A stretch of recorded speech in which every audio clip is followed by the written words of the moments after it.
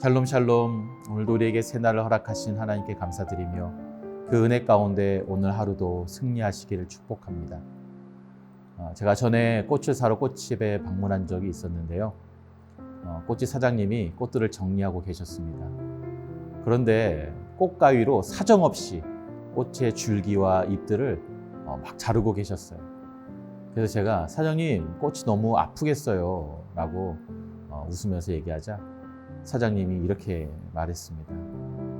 꽃줄기의 그 아랫부분을 대각선으로 이렇게 잘라야 물을 흡수하는 면적이 넓어져서 꽃이 오래 살 수 있고 병들고 시든 잎을 과감하게 쳐내야 꽃이 금방 시들지 않고 오래 보관할 수 있어서 그래요 라고 말씀하셨습니다.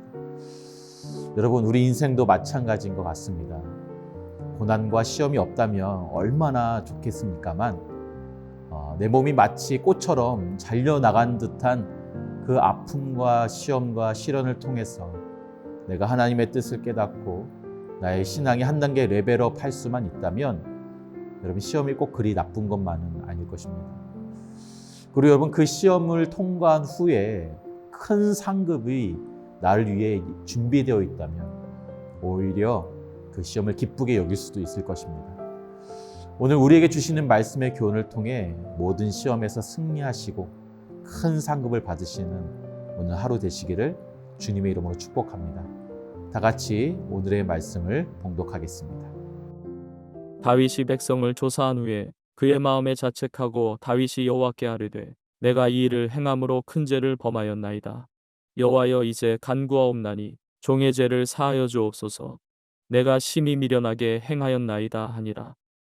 다윗이 아침에 일어날 때에 여호와의 말씀이 다윗의 선견자 된 선지자 갓에게 임하여 이르시되 가서 다윗에게 말하기를 여호와께서 이와 같이 말씀하시기를 내가 내게 세 가지를 보이노니 너를 위하여 너는 그 중에서 하나를 택하라.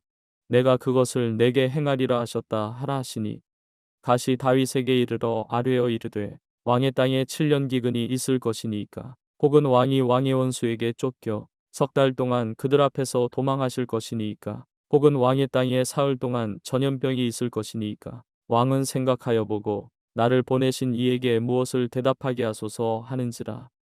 다윗이 갓에게 이르되 내가 고통 중에 있도다. 청하건대 여호와께서는 긍휼이 크시니 우리가 여호와의 손에 빠지고 내가 사람의 손에 빠지지 아니하기를 원하노라 하는지라. 이에 여호와께서 그 아침부터 정하신 데까지 전염병을 이스라엘에게 내리시니 단에서부터 브엘세바까지 백성의 죽은 자가 7만 명이라.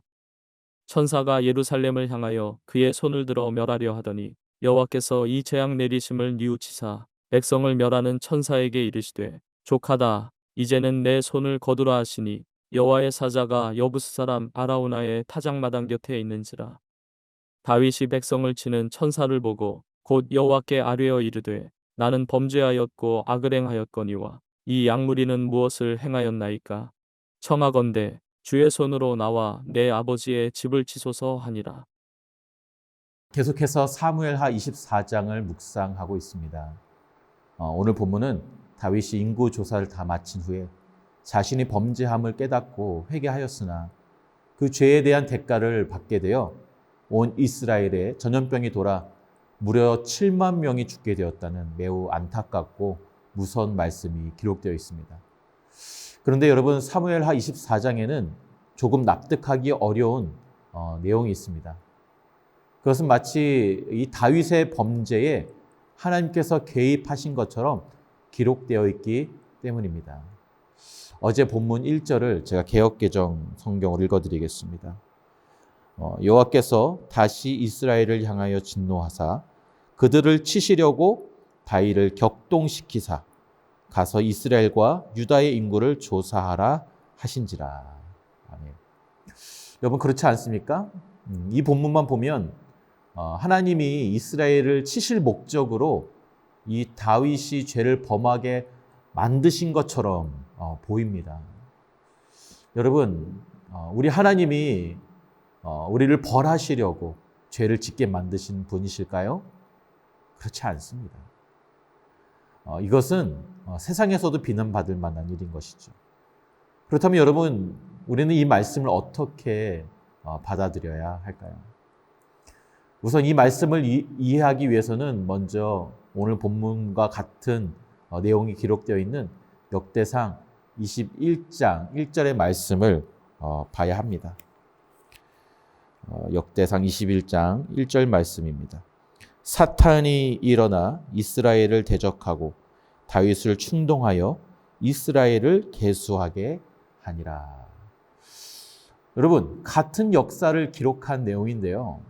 다른 점이 있습니다. 그것은 바로 다윗을 죄를 짓게 부추긴 그 주체가 다르게 기록되어 있다는 것이죠. 사무엘 하에서는 하나님이고 역대상에서는 사탄이라고 정확하게 지목하고 있습니다. 여러분, 그러면 하나님이 사탄이란 말인가요? 당연히 아니죠. 물론 이단들이 자주 사용하는 이런 비유법에 의하면 그렇게 될 수도 있겠습니다. 하지만 여러분, 당연히 그렇지 않습니다. 그럼 여러분, 성경에 오류가 있는 것입니까? 그것도 더더욱 아닙니다. 좀 이게 납득하기 어렵고 혼란스러운, 이해하기 어려운 이 구절을 우리가 어떻게 받아들여야 할지 어렵지만, 여러분, 사실 여러분 욥기서를 보면 이 난맥은 그리 어렵지 않게 이해할 수 있습니다. 여러분 잘 아시는 욥기서 1장에 보면 욥은 흠이 없고 정직하며 하나님을 경외하고 악을 멀리하는 당대의 의인이었다라고 기록하고 있죠. 그런데 여러분, 그런 욥을 사단이 하나님께 고발하는 장면이 욥기서에 기록되어 있는데요. 이렇게 기록되어 있습니다. 사단이 주님께 아뢰다. 욥이 아무것도 바라는 것이 없이 하나님을 경외하겠습니까? 주님께서 그와 그의 집과 그가 가진 모든 것을 울타리로 감싸주시고 그가 하는 일이면 무엇이나 다 복을 주셔서 그의 소유를 온 땅에 넘치게 하지 않았습니까? 이제라도 주님께서 손을 드셔서 그가 가진 모든 것을 치시면 그는 주님 앞에서 주님을 저주할 것입니다. 그래서 주님께서 사단에 이렇게 말씀하시죠. 그가 가진 모든 것을 다 너에게 맡겨보겠다. 다만 그의 몸에는 손대지 말아라. 이렇게 말씀하시자 사단이 주님의 허락을 받고 물러가는 장면이 나옵니다. 여러분, 이 욥기 1장의 말씀을 보면 사탄은 욥이 하나님께 범죄하도록 기획을 했습니다. 그리고 이것을 행하게 해달라고 요청을 하고 또 하나님은 그런 사탄의 요청을 허락하십니다. 여기서 우리가 알 수 있는 사실은 사탄도 하나님의 허가 없이는 아무것도 할 수 없다라는 것이고요. 그리고 이 욥의 고난은 사탄이 기획하고 사탄이 실행한 것이지만 어쨌든 하나님이 또 허락하신 것이니 결론적으로 봤을 때 사탄이 기획하고 실행했지만 결론적으로 하나님이 하신 것도 되는 것이지요. 하지만 여러분, 분명한 것은 오해하지 말아야 될 것은 하나님께서 허락하신 것은 맞지만 이것이 하나님의 기획이나 하나님의 뜻은 아니라는 것을 우리는 분명히 알아야 한다는 것입니다. 야고보서 1장 13절의 말씀, 이런 말씀이 있습니다. 시험을 당할 때에 아무도 내가 하나님께 시험을 당하고 있다라고 말하지 마십시오. 하나님께서는 악에게 시험을 받지도 않으시고 또 시험하지도 않습니다라고 기록하고 있습니다. 여러분, 여기서의 시험은 테스트, 영어로 테스트가 아니라 템테이션, 바로 미혹하다는 것입니다. 미혹하다. 즉 여러분, 사단이 욥을 미혹한 것은 욥이 범죄함으로 하나님과 멀어지게 하라는 것이 목적이었다면, 그럼 하나님께서는 그것을 허락하신 것은 무엇입니까? 템테이션이 아니라 테스트라는 것이죠. 하나님께서 허락하신 이 시험은 이것을 통해서 욥이 순금과 같이 나오게 하기 위한 하나님의 묵인 허가였다라는 것이죠.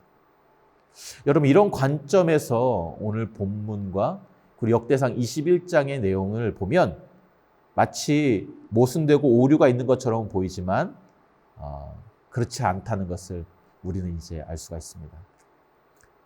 그렇다면 우리는 어떻게 다시 이것을 해석해야 됩니까?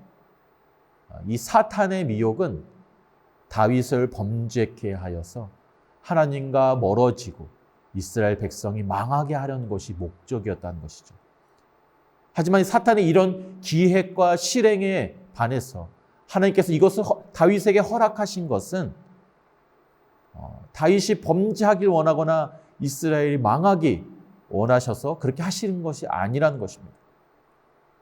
만약에 여러분 그냥 이스라엘 백성을 벌하시는 것이 목적이었다면 하나님께서 다윗을 통하지 않고 그저 그냥 이스라엘 백성을 직접 벌하시고 그들에게 저주를 내리시면 그만인 것이죠. 그렇지 않습니까? 그렇다면 하나님은 왜 사탄으로 하여금 다윗을 미혹하도록 허락하신 것일까요? 그것은 바로 이스라엘 백성에게 기회를 주신 것입니다. 다윗에게 기회를 주신 것이에요.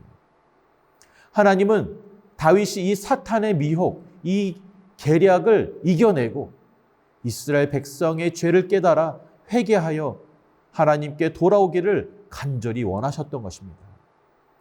만약에 다윗이 오늘 본문과 달리 이 사탄의 미혹을 이겨냈더라면 아마 이런 무서운 재앙이 내리지 않았을 것이라 저는 믿습니다.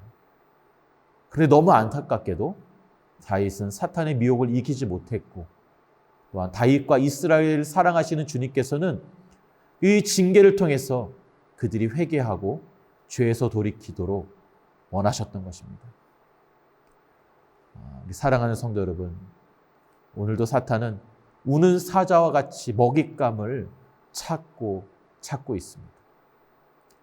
우리를 어떻게 해서든지 하나님과 멀어지게 하려고, 망하게 하려고 우리를 미혹할 것이고 또 그것을 허락하신 주님은 우리를 응원하는 마음으로, 안타까운 마음으로 우리가 그 미혹에서 이겨내고 승리하기를 간절히 바라고 계신다는 사실입니다.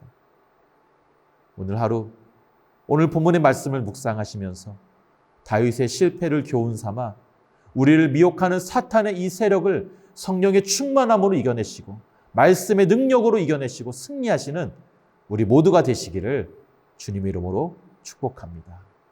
기도하겠습니다. 사랑의 아버지 하나님, 오늘도 사탄은 우는 사자와 같이 나를 삼키고자, 나를 미혹하고 나를 넘어뜨리기 위해서, 하나님과 멀어지게 하기 위해서 우리를 시험하고 아버지 우리를 미혹할 것입니다. 그러나 주님, 오늘 말씀의 다윗의 이 아버지 사건을 교훈 삼아 사탄의 이 계략과 이 미혹을 주님의 말씀의 능력으로 이겨낼 수 있도록 도와주시옵소서. 때로는 나의 삶 가운데 하나님께서 허락하신 고난과 시련을 통해 그것으로 인하여 내가 주저앉고 좌절하는 것이 아니라 오히려 그 후에 나를 더 높이시고 그 놀라운 상급으로 나에게 허락하실 그 주님의 은혜를 기대하며 오늘 하루도 힘겨운 삶 가운데 사단의 미혹 가운데서 승리할 수 있는 우리 모두가 될 수 있도록 도와주시옵소서. 감사드리며 예수님의 이름으로 기도하옵나이다. 아멘.